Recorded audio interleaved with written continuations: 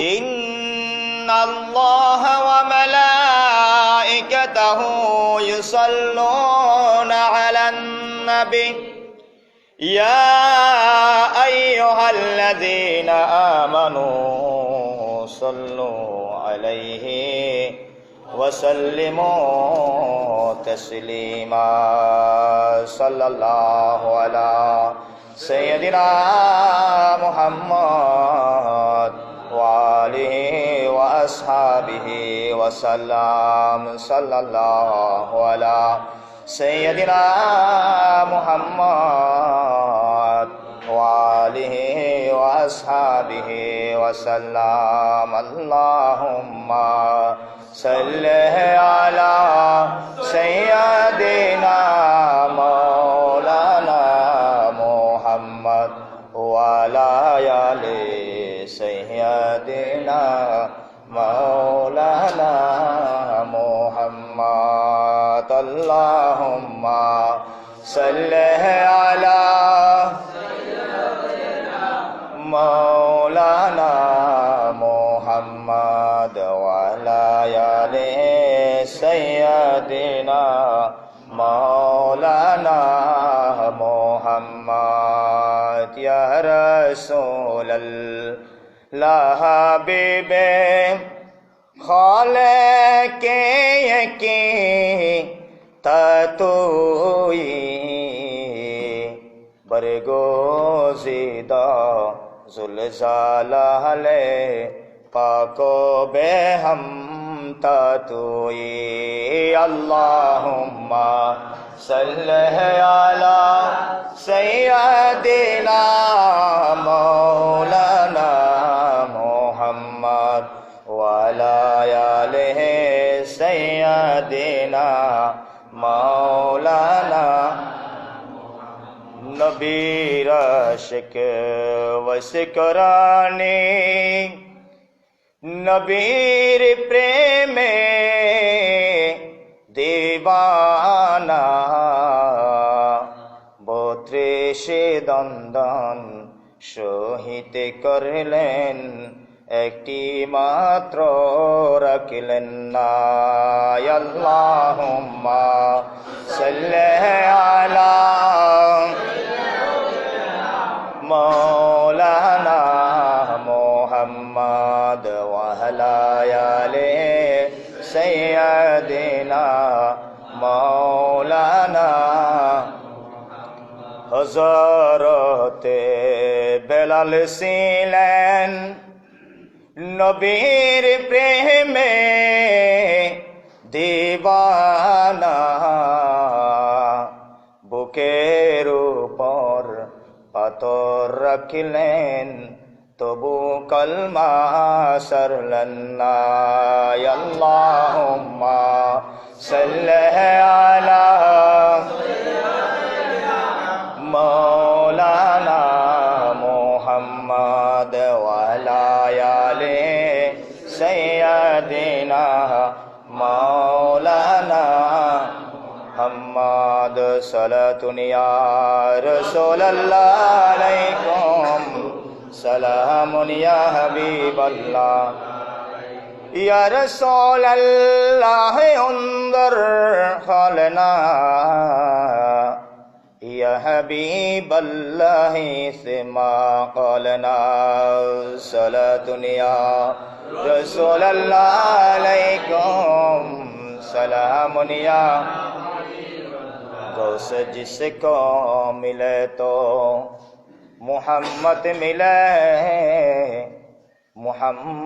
मिले तो खुदा मिल गया सलातुन या रसूल अल्लाह अलैकुम सलामुन या हबीब अल्लाह बिस्मिल्लाहिर रहमानिर रहीम واعبد ربك حتى يأتيك اليقين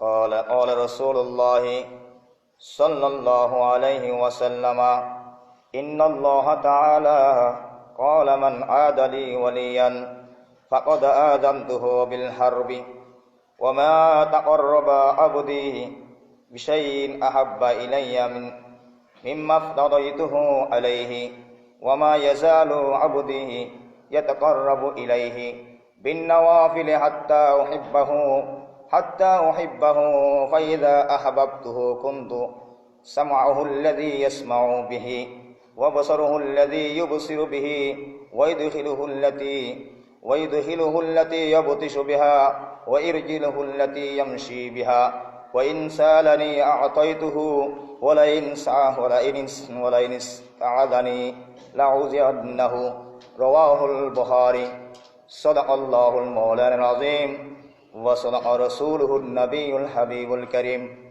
ونحن على ذلك من الشاهدين والشاكرين مولاي صل وسلم دائما أبدا সম্মানিত উপস্থিত মুসল্লি ইকরাম, আগত মুসল্লি ইকরাম, বাবার বয়সী মুরব্বীরা, সময় বয়সী যুবক ভাইরা, স্নেহে কসি মাসুম বাচ্চারা, পর্দানিশী মা ও বোনেরা, সর্বপ্রথম আমার সালাম গ্রহণ করুন। আসসালামু আলাইকুম ওয়া রাহমাতুল্লাহি ওয়া বারাকাতুহু। সালামের উত্তর দিতে কষ্ট হয়। মহান রব্বুল আলামিনের দরবারে লাখ কোটি শুকরিয়া আদায় করি যে মহান রব্বুল আলামিন আমাদেরকে দয়া করে মেহেরবানি করে রজব মাসের প্রথম জুমার নামাজ আদায় করার জন্য আল্লাহর দরবারে দাবার শাখার আসার বসার তৌফিক দান করেছেন। সে মহান মুনিবের দরবারে কালিমাতুশ শুকর আদায় করি, সকলে বলি আলহামদুলিল্লাহ। আরো জোরে বলি আলহামদুলিল্লাহ। আরো শুকরিয়া আদায় করি যে মহান রব্বুল আলামিন আমাদেরকে দয়া করে মেহেরবানি করে আখির জামানার নবী কামলিওয়ালা মেরাজ রজনীর দোলা নবী মুহাম্মদুর রাসূলুল্লাহ সাল্লাল্লাহু আলাইহি ওয়াসাল্লামের উম্মত হিসাবে দুনিয়ার জমিনে প্রেরণ করেছেন। সেই নবীর কদম মোবারকে লাখ কোটি দুরূদ সালামের হাদিয়া প্রেরণ করি, সকলে বলি সাল্লাল্লাহু আলাইহি ওয়াসাল্লাম। আর শুকরিয়া আদায় করি আমাদের সকলের শ্রদ্ধেয় মা বাবার, শুকরিয়া আদায় আবার বলি আলহামদুলিল্লাহ। মহান রব্বুল আলামিন আমাদের কাছে যে রজব মাস আমাদের কাছে অতিবাহিত হয়েছেন, যে মাসকে আল্লাহর মাস বলা হয়েছে, সুবহানাল্লাহ। কার মাস বলা হয়েছে? আল্লাহর মাস। আল্লাহর মাস এটা সম্মানী মাস কিনা? অবশ্যই। আল্লাহ যেহেতু সম্মানী, আল্লাহর মাসও কি আল্লাহর সর্বশ্রেষ্ঠ সম্মানিত উচ্চ স্তরে থাকবে কে? আল্লাহ। এই জন্য আল্লাহ কোরআনে কারিমের সর্বপ্রথম বলেছেন আলহামদুলিল্লাহ রব্বিল আলামিন। সমস্ত জগৎ সমূহ কার প্রশংসা করবে? আল্লাহর প্রশংসা করবে। সমস্ত জগৎ সমূহ তাকেই সম্মান করবে যিনি আমাদের সকলের রব, সুবহানাল্লাহ। সেই জন্য এই মাসকে রজবুল মুরাজ্জাব বলা হয়েছেন। এই মাসের অনেক ফজিলত রয়েছেন, অনেক নাম রয়েছেন, সুবহানাল্লাহ। তারপরও বিশেষ করে আমরা যে নামাজ আদায় করার জন্য আজকে মসজিদে এসেছি, এই নামাজ এই মাসের মধ্যে আল্লাহ পাক রব্বুল আলামিন আমাদের জন্য ফরজ করেছেন। 26 তারিখ দিনগত রাত, 27 তারিখের রাত, 26 তারিখ দিনগত রাত, 27 তারিখ আগামী 28 ফেব্রুয়ারি লাইলাতুল মিরাজ শরীফ। মেরাজের মধ্যে রব্বুল আলামিন আল্লাহ এবং রাসূলের দিদার লাভ করেছেন, সুবহানাল্লাহ। দিদার লাভের মাধ্যমে আল্লাহ পাক রব্বুল আলামিন আমার রাসূলকে দিদার দিয়ে আমাদেরকে উপকৃত করেছেন। আমাদের জন্য 50 ওয়াক্ত নামাজ ফরজ করেছিল। তার মাধ্যমে আল্লাহ পাক রব্বুল আলামিনের কাছে অনেক কাকতি মিনতির মাধ্যমে, অনেক কথাবার্তার মাধ্যমে, অনেক সাক্ষাতের মাধ্যমে মহান রব্বুল আলামিন আমাদের জন্য 5 ওয়াক্ত নামাজ ফরজ করেছেন, সুবহানাল্লাহ। আমার রাসূল বলেন, উম্মত যদি তোমরা 5 ওয়াক্ত নামাজ আদায় করো, মহান রব্বুল আলামিন তোমাদেরকে 50 ওয়াক্ত নামাজের সওয়াব দিয়ে দিবেন, সুবহানাল্লাহ। এজন্য কোরআন কারীমের মধ্যে বলতেছেন, মান জাআ বিল হাসানাতি ফালাহু আশরু আমসালিহা ওয়া মান জাআ বিস সাইয়্যাতি ফালা ইউজসা ইল্লা মিসলাহা, সুবহানাল্লাহ। আল্লাহ বলেন, তোমরা বান্দা একটা নেকির কাজ করলে আমি রব্বুল আলামিন 10 গুণ দিয়ে দিই, সুবহানাল্লাহ বলেন না? সেজন্য 1 ওয়াক্ত নামাজ আদায় করলে 10 ওয়াক্ত নামাজের সওয়াব, 5 ওয়াক্ত নামাজ আদায় করলে 50 ওয়াক্ত নামাজের সওয়াব পেয়ে যায়, সুবহানাল্লাহ। কোরআন কারীমের মধ্যে আল্লাহ বলেছেন 5 ওয়াক্ত আদায় করলে কয় ওয়াক্ত সওয়াব? এরকম প্যাকেজ কেউ মিস করে? এরকম কেস আমরা মিস করি, কারণ আমরা নগদে বিশ্বাসী। আমরা কি নগদে বিশ্বাসী, যার কারণে আমরা চোখে যেগুলো দেখি না সেগুলো আমরা বিশ্বাস করি না। এমন কিছু জিনিস আছে না দেখে বিশ্বাস করতে হয়, যেমন আমরা আল্লাহকে কখনো দেখি না, বিশ্বাস করি কি করি না? আমরা বিশ্বাস, আল্লাহর প্রতি বিশ্বাস আছে না নাই? না থাকলে তো আমরা এখানে আসতাম না, ঠিক কিনা? না থাকলে আমরা মসজিদে আসতাম না। আমাদের এবং হিন্দুদের মধ্যে তফাৎ হলো, মুসলমানরা 5 ওয়াক্ত নামাজ আদায় করবে, হিন্দুরা 5 ওয়াক্ত নামাজ আদায় করে না। কারণ দাঁড়িয়ে হিন্দুরা দাঁড়িয়ে রাখে কি রাখে না? অনেক দাঁড়িয়ে, কিন্তু সেই দাঁড়িয়ে মধ্যে কোনো সওয়াব নাই, আসেনি? কারণ সে আগে আমল করার আগে দাঁড়িয়ে, এটা আমল, এটা কি আমল? এটা আমল। আমল করার আগে আখলিস দীনাকা ইয়াকফিকাল আমালুল কলিল। রাসূল পাক সাল্লাল্লাহু আলাইহি ওয়াসাল্লাম বলেন, উম্মত তোমরা আমল করার পূর্বে তোমার ঈমানকে মজবুত করে নাও। সুবহানাল্লাহ। ঈমানকে কি করে নাও? মজবুত করে নাও। ঈমান মজবুত করার পর উম্মত যখন আমল করবে, আমলের পরিমাণ যদি অল্প হয়, তোমার জন্য নাজাতের ব্যবস্থা হয়ে যাবে। সুবহানাল্লাহ। ঈমান কি থাকতে হবে? মজবুত থাকতে হবে। বিল্ডিং যত তালা করেন সমস্যা হয়, আগে ফাউন্ডেশন ঠিক থাকতে হবে। ফাউন্ডেশন কি করতে হবে? আপনি 10 তলা বিল্ডিং করবেন, ফাউন্ডেশন না দিয়ে যদি 10 তলা বিল্ডিং করবেন, ওই বিল্ডিং এর ঝুঁকিপূর্ণ আছে না নাই? ভেঙে যাওয়ার সম্ভাবনা আছে না নাই? সেই জন্য আপনার ঈমান মজবুত হলে আখলিস দীনাকা ইয়াকফিকাল আমালুল কলিল। রাসূল পাক সাল্লাল্লাহু আলাইহি ওয়াসাল্লাম বলেন, উম্মত তোমাদের যে আমল যেগুলো রয়েছেন, নামাজ তোমাদের জন্য আমল, রমজানের রোজা তোমাদের জন্য আমল, হজ পালন করা তোমাদের জন্য আমল, যাকাত প্রদান করা তোমাদের জন্য আমল, মা বাবার সেবা করা তোমাদের জন্য আমল, আল্লাহর জিকির করা আমাদের জন্য আমল, কোরআনে কারীম তেলাওয়াত করা তোমাদের জন্য আমল, এতিম মিসকিনদের সেবা করা এটাও আমল।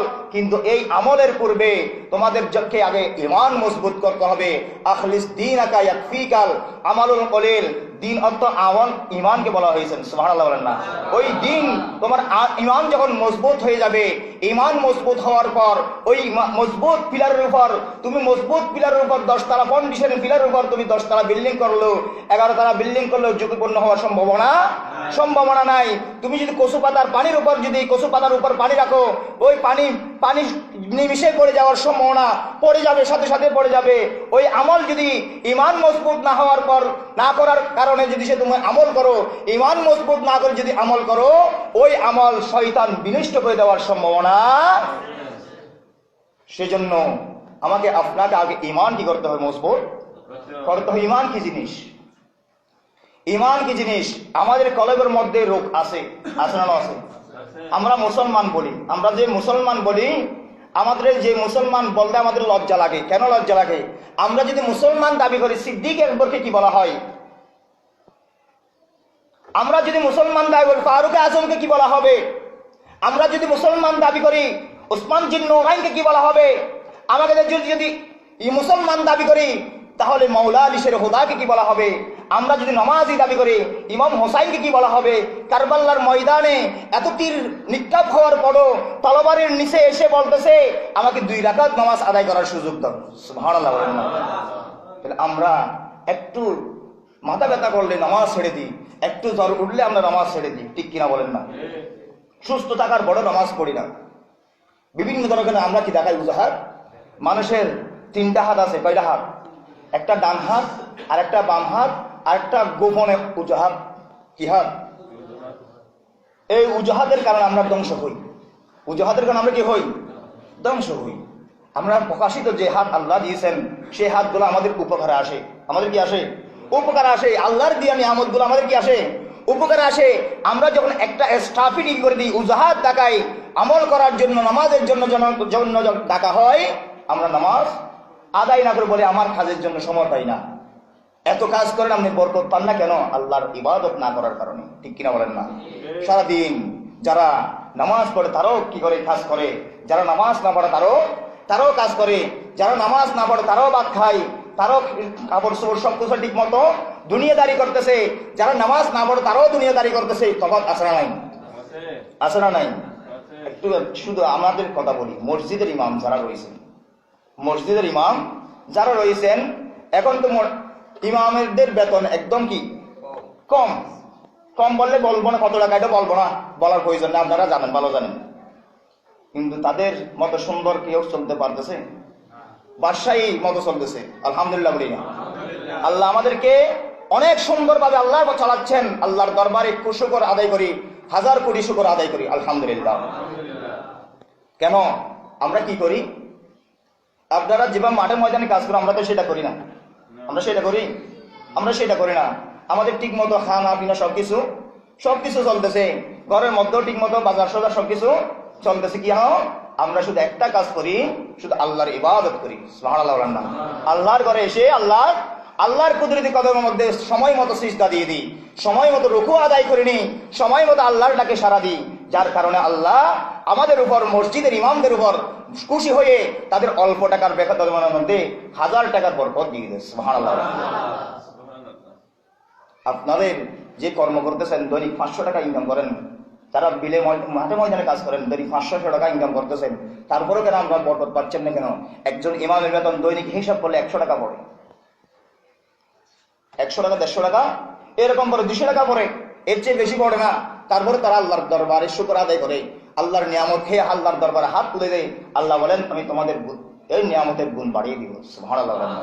সেই জন্য ইবাদত কখনো ছাড়া যাবে, ইবাদতের ক্ষেত্রে কোনো উজাহাত দেখা যাবে না। কারণ ইবাদতের যে প্যাকেজ আল্লাহ দিয়েছেন, নামাজের মধ্যে যে প্যাকেজ দিয়েছেন, আর কোনো ইবাদতের মধ্যে আল্লাহ সে দেনায়। আল্লাহ বলতেছেন বান্দা তোমরা যদি 5 ওয়াক্ত নামাজ আদায় করো আমি 50 ওয়াক্ত নামাজের সওয়াব দিয়ে দেব। সুবহানাল্লাহ।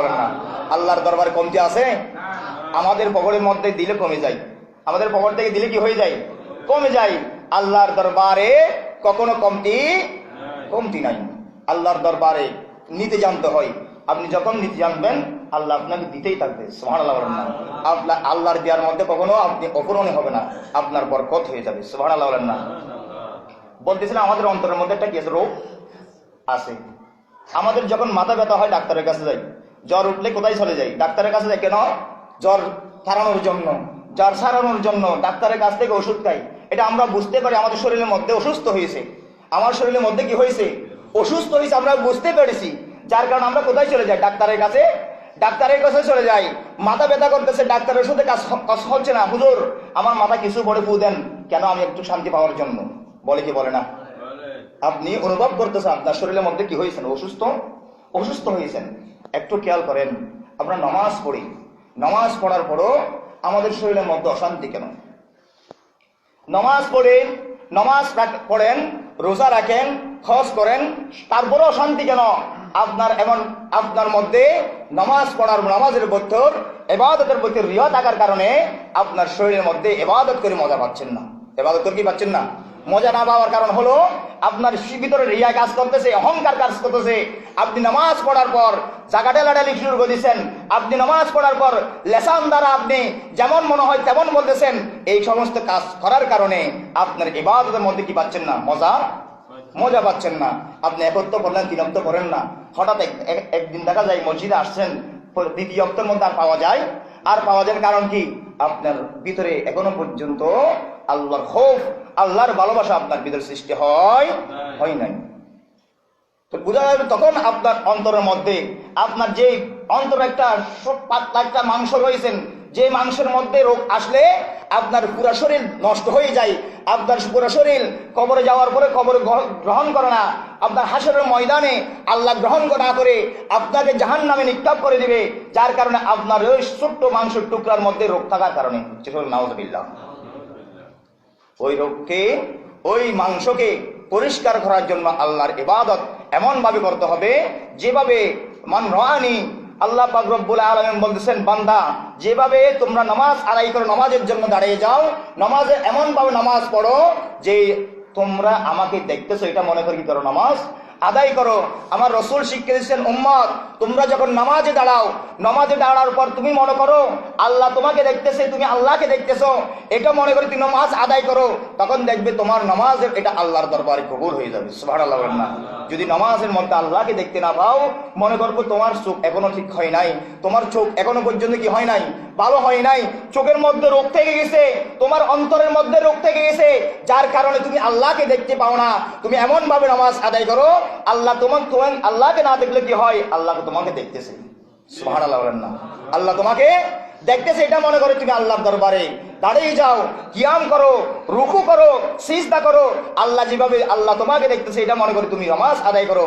দেখবে তোমার ভিতর থেকে আস্তে আস্তে অন্তরের মধ্যে যে খারাপ জিনিস রয়েছেন, যে অন্তরের মধ্যে খারাপ কুমন্ত্রণা রয়েছেন, শয়তানের কুমন্ত্রণা রয়েছেন, সবগুলা কি হয়ে যাবে? দূর। একমাত্র আল্লাহর ইবাদতের প্রয়োজন আছে না নাই? ঈমান মজবুত, এটাকে বলা হয় ঈমান। আল্লাহ আমাকে দেখতেছে, আমাকে কে দেখতেছে?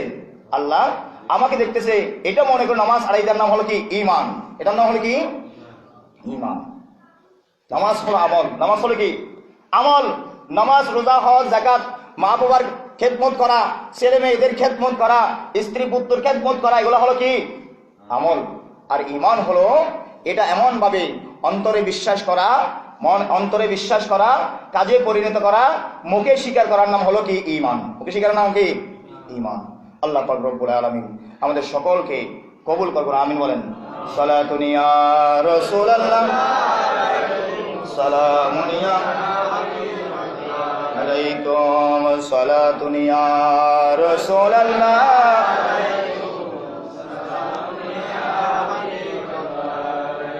সম্মানিত উপস্থিত, আল্লাহ পাক রব্বুল আলামিন কোরআনে কারিমের মধ্যে বলতেছেন, ওয়া'বুদ রাব্বাকা হাত্তা ইয়াতিয়াকাল ইয়াকিন।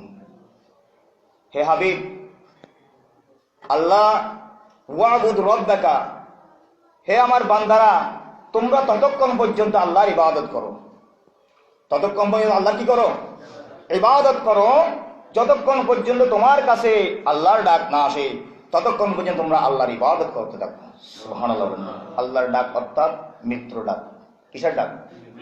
আমরা ফজরের নামাজের আল্লাহর ডাক, জোহরের নামাজের কার ডাক? আল্লাহর ডাক। আসরের নামাজের আযান দেটো কার ডাক? আল্লাহর ডাক।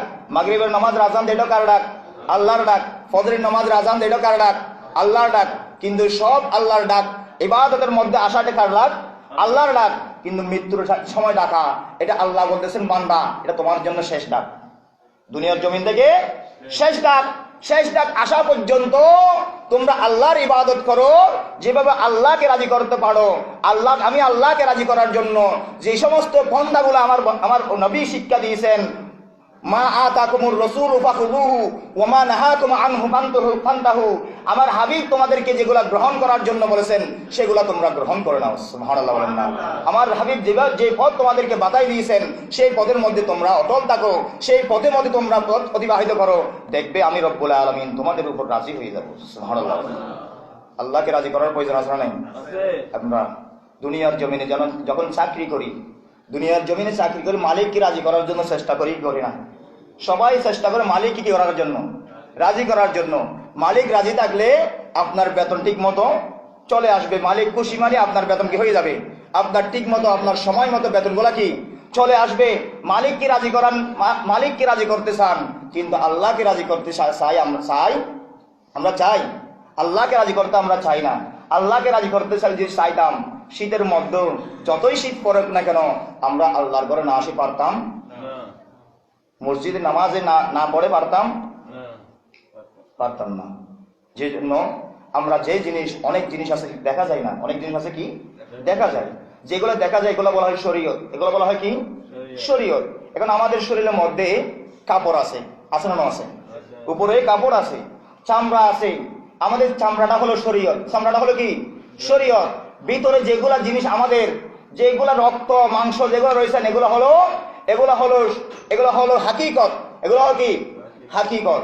আমাদের অন্তর যে প্রাণটা রয়েছেন, যে প্রাণটা নিঃশ্বাস বন্ধ হওয়ার সাথে সাথে বলা হয় ডেক বলা হয়, ওই প্রাণকে বলা হয় মারফত। সুবহানাল্লাহ বলেন না? ওইটাকে বলা হয় কি? দেখা যায় না, ডুবতেও দেখা যায় না, বাইর হতো দেখা যায় না।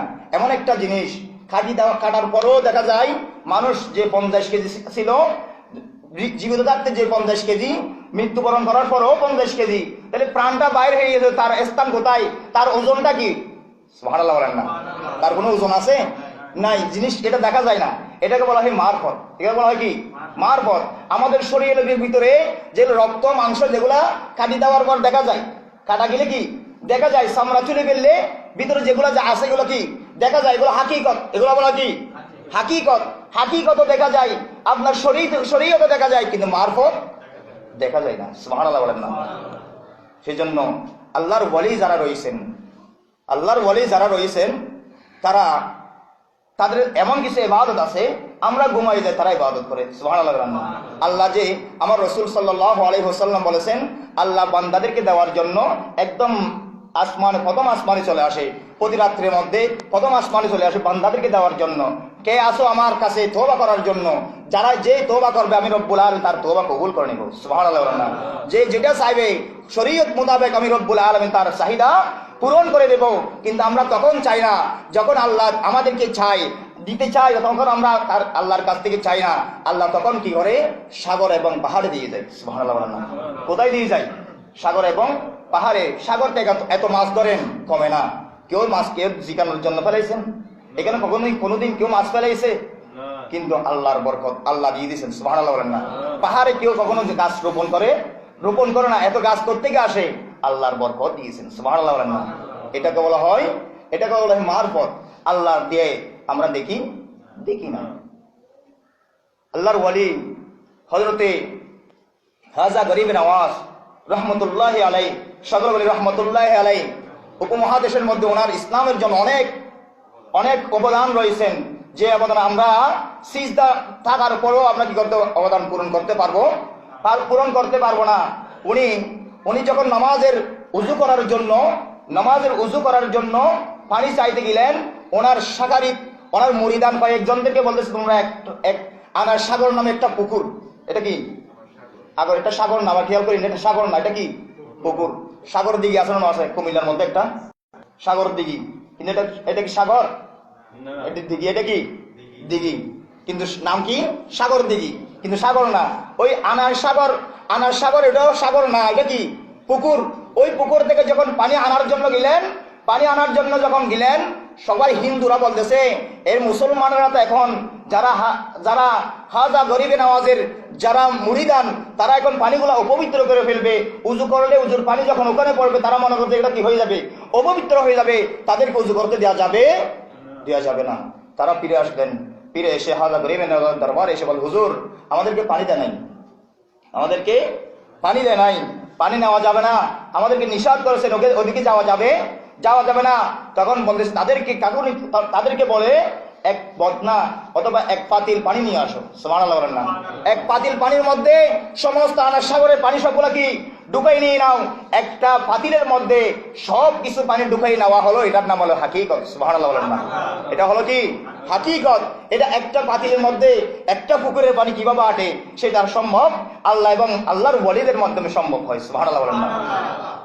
যারা আল্লাহর ওয়ালি হয়ে যায়, আল্লাহ আমার আজকে হাদিসে কুরসির মধ্যে বলতেছেন ক্বালা আন আবি হুরায়রাতা রাদিয়াল্লাহু তাআলা আন ক্বালা রাসূলুল্লাহ সাল্লাল্লাহু আলাইহি ওয়াসাল্লাম ইন্নাল্লাহা তাআলা ক্বালা মান আদা লি ওয়ালিয়ান ফাকাদ আযানতুহু বিল হারবি। আল্লাহ পাক রব্বুল আলামিন হাদিসে কুরসির মধ্যে ইরশাদ ফরমান, যারা আমার বন্ধুদের সাথে আমার ওয়ালিদের সাথে শত্রুতা পোষণ করে আমি রব্বুল আলামিন তাদের জন্য যুদ্ধ ঘোষণা করি। নাউযুবিল্লাহ। আল্লাহ তাদের উপর কি করে দেয়? যুদ্ধ ঘোষণা করে দেয়। আল্লাহর ওয়ালি কারা? খাজা গরিবে নওয়াজ আল্লাহর ওয়ালি, গৌস আব্দুল কাদের জিলানী আল্লাহর ওয়ালি, সিদ্দিক আকবর, সমস্ত সাহাবায়ে কেরাম আল্লাহর ওয়ালি। সুবহানাল্লাহ বলেন না? সমস্ত সাহাবায়ে কেরাম আল্লাহর ওয়ালি। যারা হাদিসের ইমাম রয়েছেন, ফিকাহের ইমাম রয়েছেন, মাযহাবের ইমাম রয়েছেন, সমস্ত ইমামগণ আল্লাহর ওয়ালি। সুবহানাল্লাহ বলেন না? খাজা গরিবে নওয়াজ তখন পানি যখন নিয়ে আসলেন, তাকে ওই মুরিদ পাতিল যখন ওই পুকুরের মধ্যে দিল, সমস্ত পানি পাতিলের মধ্যে চলে আসলো, পুকুর শুকিয়ে গেল। সুবহানাল্লাহ। এই রাওয়ায়াতকারী বলতেছেন, যিনি জীবনে রেখেছেন, উনি বলতেছেন শুধু ভারতবর্ষের মধ্যে পানি শুকিয়ে গিয়েছেন। সুবহানাল্লাহ। সবাই মানুষ এমন অবস্থা হয়ে গেল, পানি কোথাও পাওয়া যাচ্ছে না। মায়ের হস্তরের মধ্যে দুধ শুকিয়ে গেল, বাচ্চারা দুধ খেতে পারতেছে না। গাভীর ওলানের মধ্যে দুধ শুকিয়ে গেল, দুধ পাওয়া যাচ্ছে না। এমন অবস্থা হয়ে গেল, সবাই আবার খাজা গরিবের নওয়াজের দরবারে তওবা করে সবাই ক্ষমা চায়ে আবার পানিগুলা ফেরত দিয়ে দিলেন। সুবহানাল্লাহ। পানি যখন আবার ওই পুকুরের মধ্যে ঢেলে দেওয়া হলো, সাথে সাথে আবার সমস্ত জায়গা পানি ভরপুর হয়ে গেল। সুবহানাল্লাহ। এটাকে বলা হয় হাকিকত। এটা বলা হয় কি এটা বলা হয় মারফতের হাকিকত, যেটা আল হাকিকত গঠিত হয় আউলিয়া কেরামের মাধ্যমে। সুবহানাল্লাহ বলেন না? আউলিয়া কেরামের মাধ্যমে মারফত এবং হাকিকত গঠিত হয়, শরীয়ত গঠিত হয়। যারা আমাদের মতো যারা আলেম ওলামা যারা রয়েছেন, আলেম ওলামা যারা শুধু দেখলে বিশ্বাস করে, না দেখলে বিশ্বাস করে না, তাদের মাধ্যমে শরীয়ত প্রতিষ্ঠা হয়। হাকিকত এবং শরীয়ত মারফত উভয় জগৎ আল্লাহ প্রতিষ্ঠা করে আল্লাহর ওয়ালিদের মাধ্যমে। সুবহানাল্লাহ, আল্লাহর ওয়ালিদের মাধ্যমে। এটাকে বিশ্বাস করতে হবে। আল্লাহ বলতেছেন মান আদালি ওয়ালিয়ান ফাকাদ আযানতু বিল হারবি। আল্লাহ পাক রব্বুল আলামিন বলতেছেন আমি তাদের উপর কি করে দিই? যুদ্ধ ঘোষণা করে দিয়েছি। ওই পানি শুকিয়ে দেওয়া মানে তাদের জন্য যুদ্ধ ঘোষণা করে দিয়েছেন। সুবহানাল্লাহ বলেন না? সমস্ত জায়গার মধ্যে পানি কি হয়ে গেল? শুকিয়ে গেল। আল্লাহ পাক রব্বুল আলামিন আরো বলতেছেন যারা আমার ওলি রয়েছেন যাদের উপর আমি যুদ্ধ ঘোষণা করি, এই যুদ্ধতে প্রতিহত করার জন্য, আমার সাথে মোকাবেলা করার জন্য দুনিয়ার জন্য আর কেউ আসেনি। আল্লাহ কারোই আজকে করোনা ভাইরাসের ভ্যাকসিন এখনো পর্যন্ত আজকে 2 বছর পার হয়ে গেল, কেউ যোগাইতে পারছে? কেউ গ্রহণ করতে পারছে? কেউ বানাইতে পারছে? যতক্ষণ পর্যন্ত আল্লাহর রহমত হবে না ততক্ষণ পর্যন্ত এই ভ্যাকসিন বানানো সম্ভব হবে না। আমরা এমনি চেষ্টা করে যাচ্ছি। তো আমরা বলতেছিলাম আমরা মুসলমান, সিদ্দিক আকবরও মুসলমান, আমরাও মুসলমান, বেশ কমাসা নাই। ফারুক আজমও মুসলমান, আমরাও মুসলমান, বেশ কমাসা নাই। উসমান জিন নুরাইন মুসলমান, আমরাও মুসলমান, বেশ কমাসা নাই। ইমাম হোসাইন মুসলমান, আমরাও মুসলমান। কিন্তু আমরা এখনো মুসলমান হতে পারি না, মুসলমান হওয়ার চেষ্টা করতেছি। এই জন্য আল্লাহ বলতেছেন ইয়া আইয়ুহাল্লাযীনা আমানু দুখুলু ফিস-সিলমি কাফা ওয়া লা তাত্তাবিউ খুতুওয়াতিশ শাইতান। হে ঈমানদারগণ, তোমরা মুসলমান না হয়ে মৃত্যুবরণ করিও না। সুবহানাল্লাহ বলেন না? তোমরা পরিপূর্ণ মুসলমান হয়ে কি করো? মৃত্যুবরণ করো। তাহলে আমরা মুসলমান হওয়ার পরও আমাদেরকে মুসলমান হতে বলছে আল্লাহ কেন বলছেন? বলতেছে সিদ্দিক আকবরের মতো হয়ে যাও, ফারুক আজমের মতো হয়ে যাও, উসমান জিন নুরাইনের মতো হয়ে যাও, মাওলানা আলী শাহ খোদার মতো হয়ে যাও, ইমাম হোসাইনের মতো হয়ে যাও, গৌস আব্দুল কাদের জিলানীর মতো হয়ে যাও, শাহী বাগদাদের মতো হয়ে যাও। সুবহানাল্লাহ, তাদের মতো মুসলমান হয়ে যাও। আল্লাহ রাসূলের 2 জন সাহাবী একসাথে ঈমান গ্রহণ করেছেন। কি করেছেন? ঈমান গ্রহণ করেছেন। ঈমান গ্রহণ করার পর একদিন একজন হঠাৎ যুদ্ধের ময়দানে গিয়ে কি হয়ে গেল? শহীদ